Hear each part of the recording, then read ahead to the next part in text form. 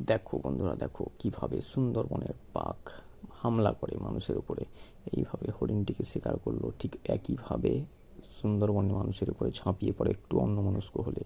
এইভাবে ডেলি 10 থেকে 15 জন করে প্রাণ হারায় সুন্দরবনের মানুষ।